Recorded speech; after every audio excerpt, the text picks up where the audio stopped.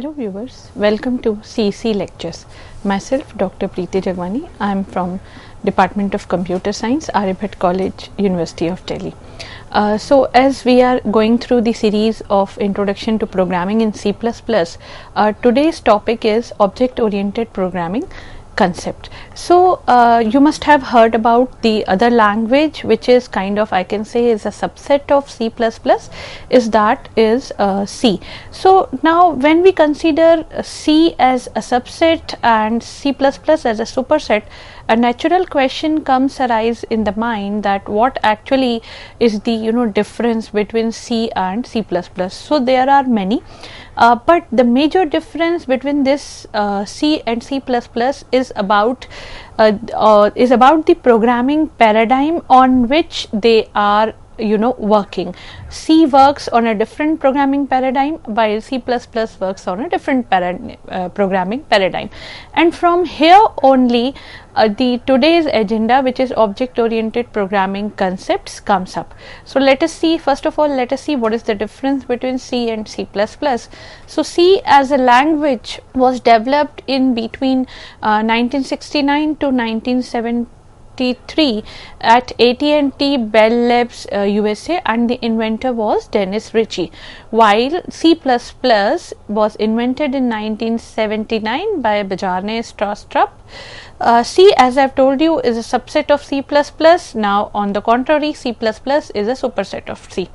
So now when we talk about keywords is actually the reserved word which a user or a programmer cannot use for its own naming conventions. For example, if you want to name a function, you cannot, or if you want to name a variable, you cannot use the reserved words which are reserved by the compiler. So here in C there are 32 such words. For example, one is main.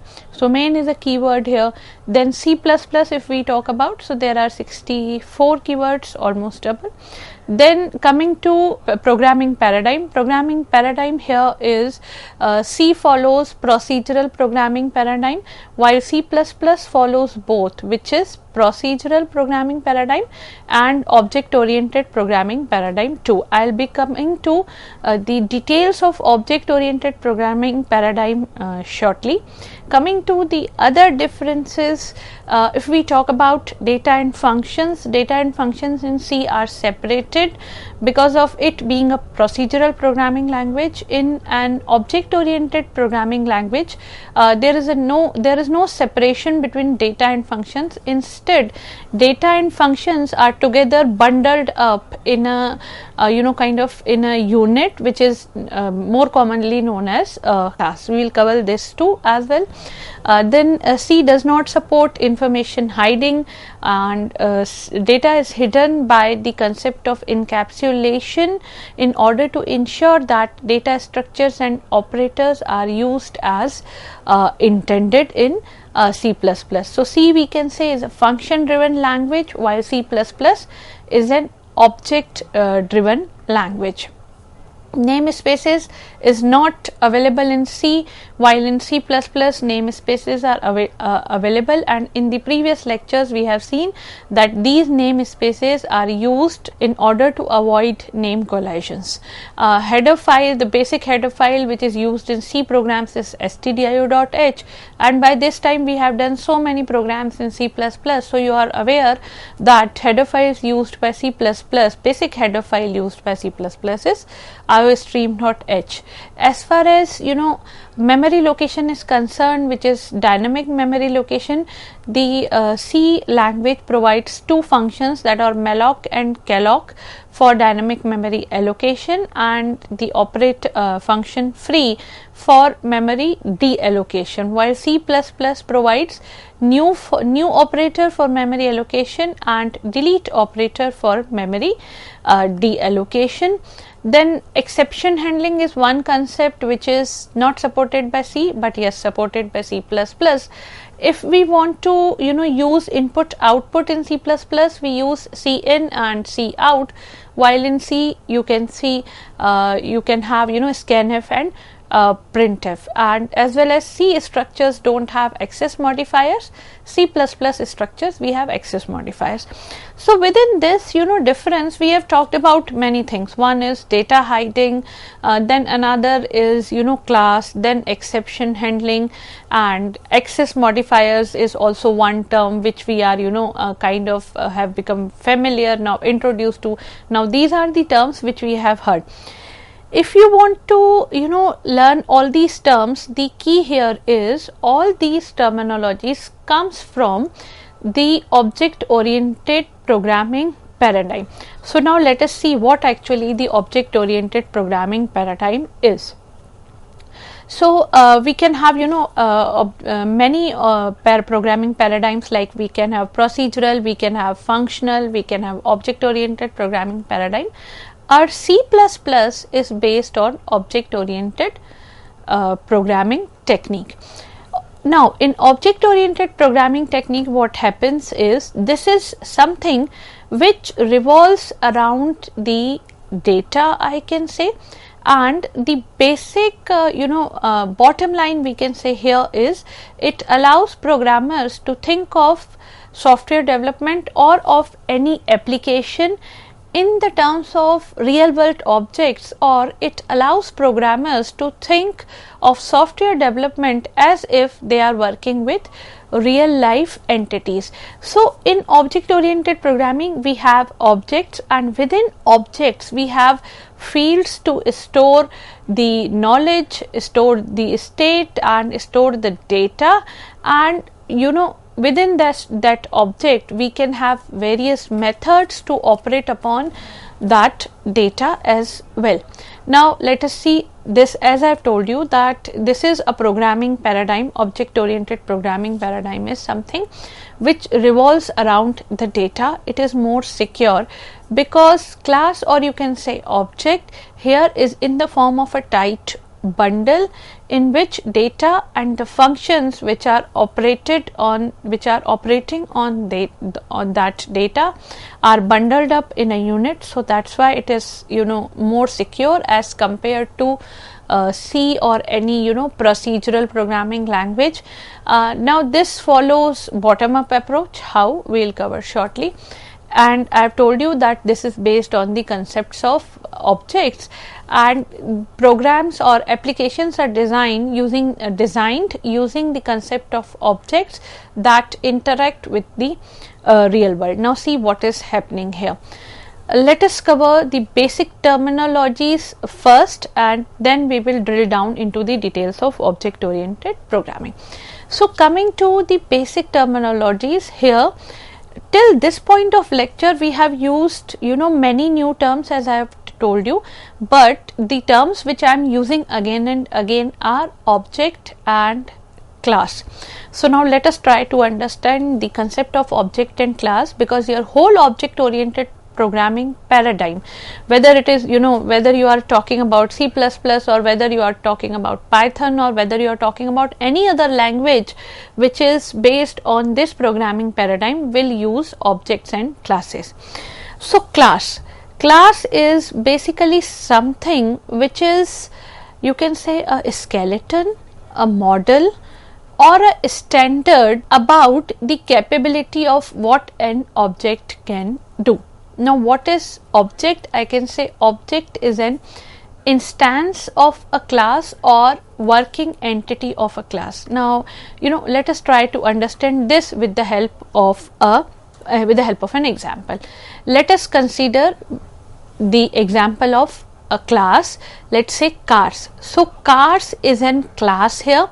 Now there can be many cars with different names and different brands, but all of them will have some common properties, like all cars have 4 vehicles, all cars have some speed limit, all cars have some mileage range, all cars have some sitting capacity, all cars will have some color, and so on and so forth. So I can say car here is the class, while number of wheels, sitting capacity, speed limit, mileage are their properties. So here is a class car with different properties and different data into that, and what actually that data is, we'll be covering that as well. So car here is a class with some properties like number of wheels, speed limit, mileage, sitting capacity, and so on and so forth. Now what I am going to do with this car, I'll be creating objects of this car. For example, I have taken the class car and I have created one object. So let's say, for example, you have one object of class car which is Maruti Suzuki. Now Maruti Suzuki is having 4 wheels, will be having its own speed limit, will be having its own mileage range, and will be having its own seating capacity plus price and other attributes, other features, other properties related to it. Now let's say, but yes, some are common. So those common properties are of that class, while with this class we are creating the objects or creating the instances. Now another object, let's say, is having is another model, for example Mercedes. So Mercedes is also car, 4 wheels, fine, speed limit will be there, mileage range is there, seating capacity could be very different from other cars. So this is what, or kind of, you can say internal area, if you measure, is that's also a property which is going to be different in case of different cars. So car is a class, while Maruti Suzuki and Mercedes are the objects of this car. Now let us try to learn with another example. Let's say I am having a class box. So that box is a class, while the properties could be height, width, and the length, or we can say dimensions are the property. Now we can have box 1 and box 2 as 2 different instances or 2 different objects of that class box. Another example could be employee. For example, I am dealing with something which is related to employee personal module of employees, and here I have taken a class which is named as employee. Now the properties of this employee class is the employee ID, name of the employee, and salary, and let's say address. 4 properties I have given. Now for employee 1, let's say ID is E1, name is Atul, with salary of let's say 1600 or whatever the figure is, and then we have its his own address. So that is one object of class employee. Another employee, let's say the employee ID is E2, name is Prakash, then salary is let's say 3000, and with his own address. So with employee we have 2 objects, with car we have also seen 2 objects. So this is, in this way you can say car or any class is just an skeleton or blueprint, and we will be taking instances of that particular class in the form of the objects. That's what is the we can say the basic fundamental of classes and objects. So class, we can say, in any object oriented programming paradigm is the building block. Now as an entity, if we talk about what is the class as an entity, so as an entity we can say the class is a user defined data type having its own data members and member functions. So as of now we can say having its own members. I'll be explaining what is the difference between data members and member functions. So basically a user defined data types with its members, and these members can be accessed by creating the instances of the class, and that those instances of the class are your object. So basically class is like blueprint for an object. Now let me explain again. For example, we have taken car, and I am taking just 2 data members or 2 members. One is the color, another one is the model or company. So for Maruti Suzuki, let's say the color is white, or the available colors are white, red and blue, assuming, and the what is the company is Maruti.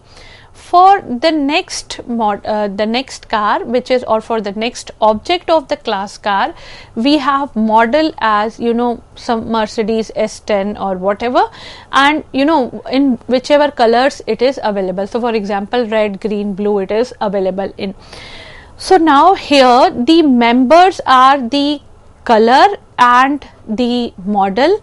In a class car, there are two members, colors and model.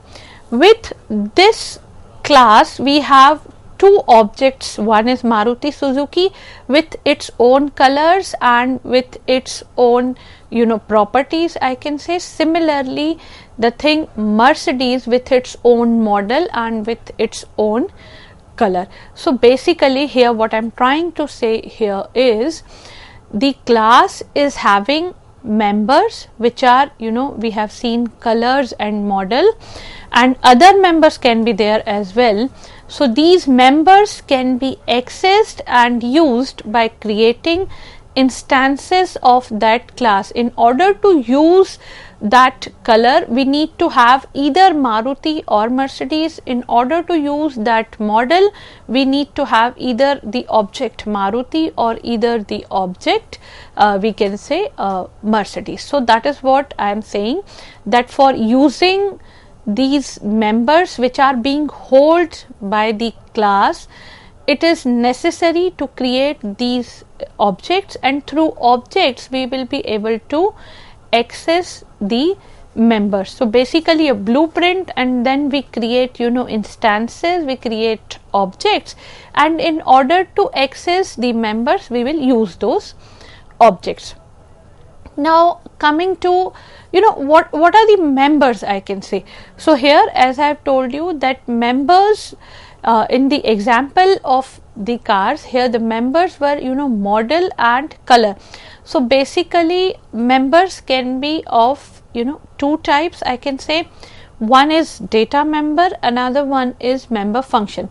So basically class is a unit which is having the data members as well as the member functions. So now let's see what is data members. So data members are the data variables. Member functions are the functions which are used to manipulate or which are used to access these variables, and collectively these data members and member functions define the properties and behavior of the objects in a class. I repeat, two types of members, one is data members, another one is member function. So data members is the data variables, or simply we can say variables, and member functions are actually the functions or modules which are used to manipulate these variables, and together collectively the data members and member functions are defining what are they are actually defining the properties and behavior of the objects in a class. For example, one property of the object Maruti in the class of the class car is it is having so and so and so colors and these models and so on and so forth. And one other properties we can say for the object Mercedes of the class car, the properties are colors, so and so, red, green, blue, whatever, and the kind of model is Mercedes S10 or something of that sort. Or we can say we have seen a class car in which you have speed limit, mileage, color, number of wheels are these data members. And what kind of member functions, specifically when we talk about the real world entity car, what kind of member functions can be there? So member functions can be increase the speed, apply the brakes or something of that sort, which are used in order to manipulate the member data member. So one data member is speed, so either increase the speed or decrease the speed. Then mileage is dependent on, let's say, brakes and other properties.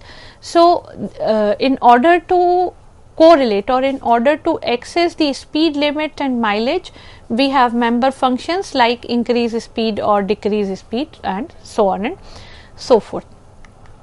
So how are we going to define the class specifically in C++? So class again is a reserved word, that's a keyword. So the definition goes like class, then there is the name of the class, which is obviously the car, box, employee, whatever the name of the class is. Then there is going to be an access specifier followed by a colon. Please make a note here, access specifier followed by a colon. Here this is not semicolon, but colon. So what is an access specifier? It could be private, public or protected. We will be covering it in our upcoming lectures. Then there are data members, for example integer or float, speed, integer, number of wheels, all those data members list will be there. And then there is a list of member functions along with the definitions. So with member functions you can see curly brackets in that particular line.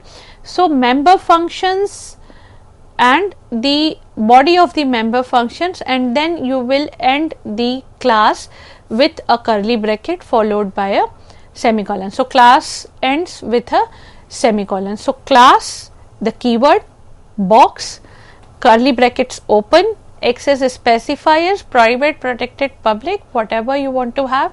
Then data members, length, width, member functions, increase width or increase breadth, whatever, along with their definition, and there is closing. So this is, we can say, is actually a kind of how we syntax of the class, how we declare the class. So object, as I told you, is instance of the class. So what happens when a class is defined?